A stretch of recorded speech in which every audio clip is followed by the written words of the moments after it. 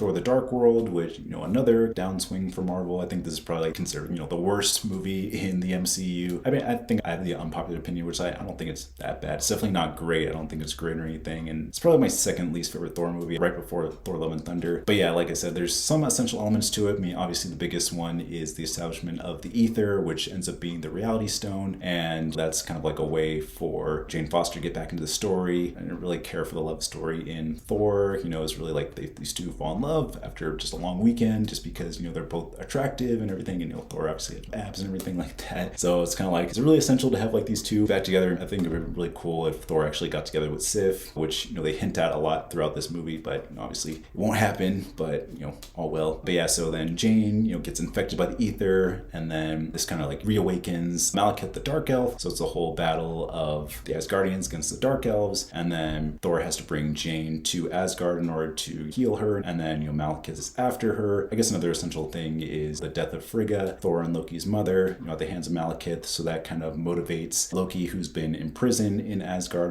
for his crimes after the events of Avengers, to work together with Thor in order to defeat Malekith, stop him from using the ether to cause chaos during the convergence and destroy all the realms. But, obviously, a whole happy ending of them destroying Malekith, concealing the ether into a reality stone, which we don't see, which kind of gets joked in Endgame. Obviously, we have the tragic scene of Loki's death. Again, we think he's dead, but then he ends up being alive, and then he impersonates Odin, and then that storyline kind of gets continued in Thor Ragnarok, and then rejects the offer to become king, and then chooses to be an Avenger instead, and then, get the whole reveal that Odin is actually Loki sitting on the throne. It's like, oh, thank you, brother. So yeah, overall, it's just kind of another self-contained Marvel movie. This is kind of like the time during the MCU where I was kind of getting a little nervous. I'm like, oh shoot, is this what the MCU is going to be moving forward? But then, obviously things get a lot better with the next movie. But yeah, overall, Thor the Dark World is definitely a low point for the MCU, but I'm glad it kind of has an upswing after that.